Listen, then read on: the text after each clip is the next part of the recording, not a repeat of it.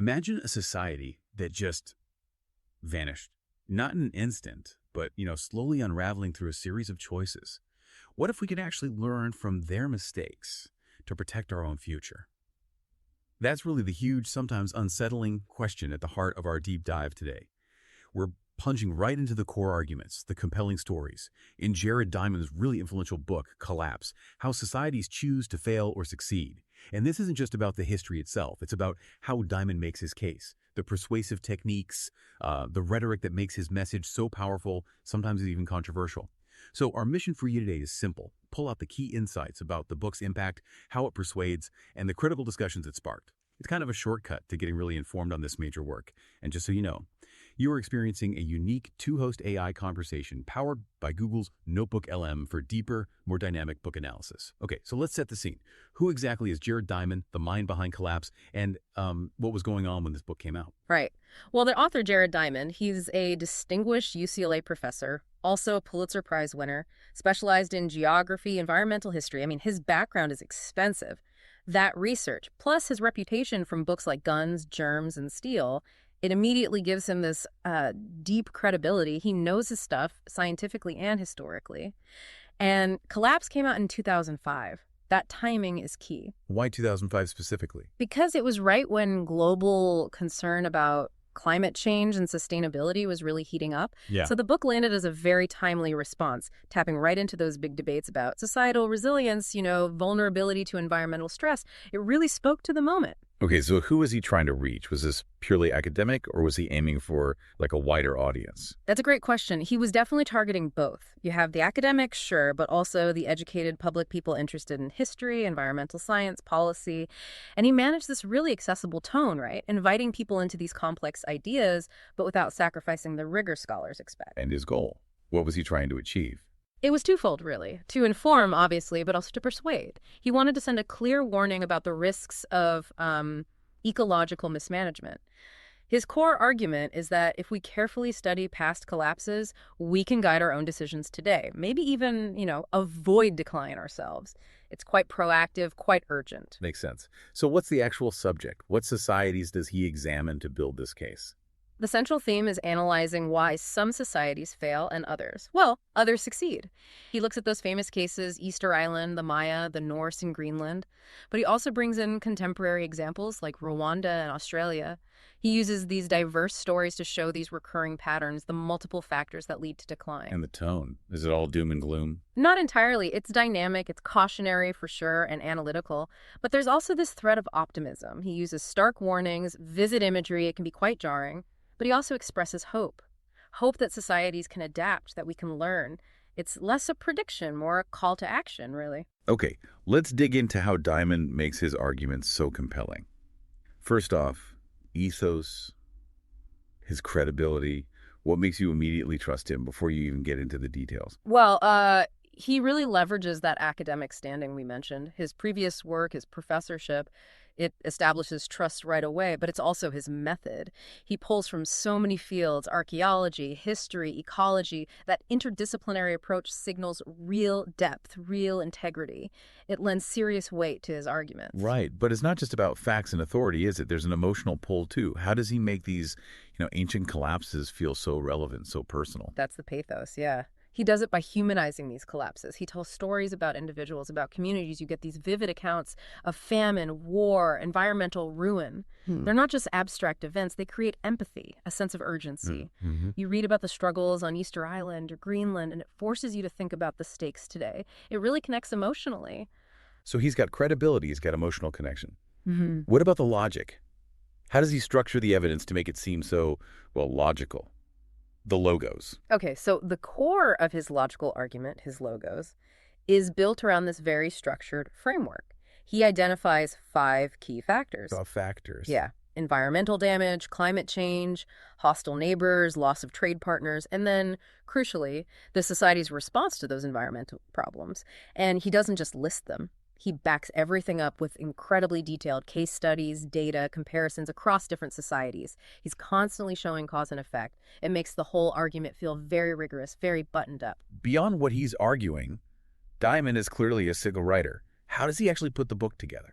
The structure. Oh, absolutely. The structure is very deliberate. It's in 4 parts. He starts with a modern case study, Montana, actually, which is interesting, right? Grounds you in something familiar. Right, brings it close to home. Exactly.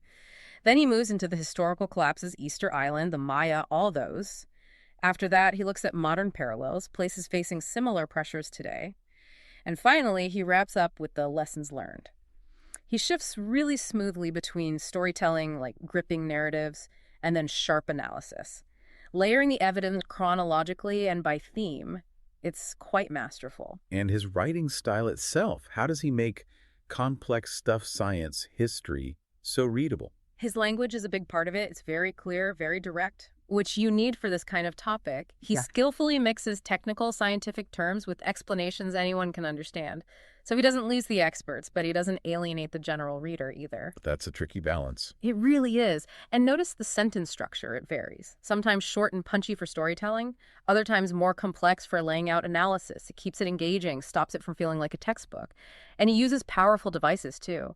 Metaphors like ecocide that really sticks with you. Yeah, that's a strong word. It is, and he uses analogies effectively, drawing parallels between ancient societies and our modern world. That constantly reinforces why these old stories matter now. Comparing Maya environmental choices to our resource use today, that hits home. Does he repeat certain ideas or words to drive points home? Any key motifs? Yes, definitely. The idea of choices, that word choices, echoes throughout the whole book. And it's not just repetition for effect. It hammers home the idea of agency, that societies, individuals make choices. Collapse isn't just something that happens. It's often the result of decisions, good or bad. It puts the responsibility back on us. That's powerful. And how does he use contrast? You mentioned successes versus failures earlier. Yeah, juxtaposition is a key strategy. He'll put a case of collapse, like Easter Island, right next to a society that adapted successfully, like Tokopia or Tokugawa, Japan. That contrast does a lot of work. It sharpens the analysis. It doesn't just show why some failed, but highlights how others succeeded. It gives you alternative paths, a more balanced view of how humans and environments interact. It shows success is possible, too. So at the end of the day, Diamond's approach is really effective. He educates, he cautions about sustainability risks. His style, the stories, the analysis, it really makes you think. And his warning feels very current, right? That global trends today look disturbingly similar to patterns in those societies that collapsed. Yeah, it really does. And what strikes me is how he hits that sweet spot between academic depth and general readability, making these huge, complex ideas understandable without dumbing them down. It definitely makes you reflect on our own path. And that reflection often leads back to a key tension. Diamond highlights the conflict between the short-term interests of elites, maybe, and the long-term needs of the whole society. He shows how this conflict often leads to poor decisions, these logical inconsistencies where immediate gain trumps future stability. His logic generally holds up, focusing on systems and multiple causes, but there are definitely debates about how he weights those causes. This kind of deep dive, pulling out the big picture, the ethical threads, the underlying logic, that's exactly what we aim for with Mindful Moments. That's our YouTube channel, using AI for book analysis to spark reflection and rational thought. But as you said, it's debated. Collapse wasn't universally praised, right? Where does the book get pushed back? What about the evidence quality or maybe alternative views? That's a really important point. And this is where engaging with collapse gets intellectually interesting, even demanding. While Diamond presents a ton of evidence from many fields, critics have definitely questioned some specific claims and, maybe more importantly, the overall emphasis of his framework. Like what, for instance? Well, take Easter Island. Diamond famously focuses on deforestation and resource depletion leading to ecocide. But some archaeologists and anthropologists argue it's more complicated. They bring up other factors, maybe the impact of rats the Polynesians brought, or diseases after European contact. They suggest the collapse wasn't just self-inflicted environmental failure by the islanders. Okay, so adding more layers, what about the Maya? Similar situation. Diamond highlights drought, a major environmental factor for sure. But critics say he sometimes underplays things like intense warfare between city-states, political breakdown, or shifts in crucial trade routes. Those were arguably just as important in the Maya decline. So the main critique is maybe an overemphasis on the environment. That's a big part of it, yes. A significant argument, especially from anthropology and history, is that Diamond can sometimes give environmental factors too much weight, potentially downplaying cultural factors. Things like cultural resilience, different human responses, complex politics, trade networks. Critics feel these sometimes get short shrift. He might, occasionally, lean too heavily on environmental explanations when cultural or political ones were equally, or even more, significant. So it risks simplifying things a bit. Potentially, yes. The argument is that his five-factor framework, while useful for finding common patterns, might sometimes flatten the unique history of each society. It can imply this direct, almost inevitable environmental cause and effect, which might not fully capture human ingenuity, adaptation, or just the sheer complexity and variability of different cultures facing stress. So connecting it all, Jared Diamond's collapse is incredibly powerful. It uses strong evidence, compelling stories to hammer home the urgency of sustainable choices. No doubt about that. But the critiques about its focus, maybe overlooking some cultural nuances, suggest it might risk oversimplifying why societies really decline. It shows that collapse, while a fantastic starting point, isn't the absolute final word. It actually ignites this crucial ongoing debate about environment, culture, politics, and choice. Wow, yeah. We've really unpacked a lot today about the power of Diamond's rhetoric in Collapse. It's fascinating to see not just what he argues, but how he builds his case. And understanding those ongoing debates makes the book even richer, doesn't it? It all circles back to that core idea. Looking at these historical choices can really shed light on our present and maybe our future. So, here's something to chew on. The next time you hear about a major challenge our society is facing, ask yourself what choices are really being made and who's making them. Are we truly looking at all the factors, the whole complex picture, or maybe just focusing on one piece of the puzzle? Absolutely. And look, we've really only scratched the surface here. This book, the analysis around it, it's incredibly rich. For even deeper insights and to keep challenging your thinking with our unique AI-powered analysis, definitely check out Mindful Moments and explore our podcasts. And to keep learning, click the link you see on screen for the in-depth book summary.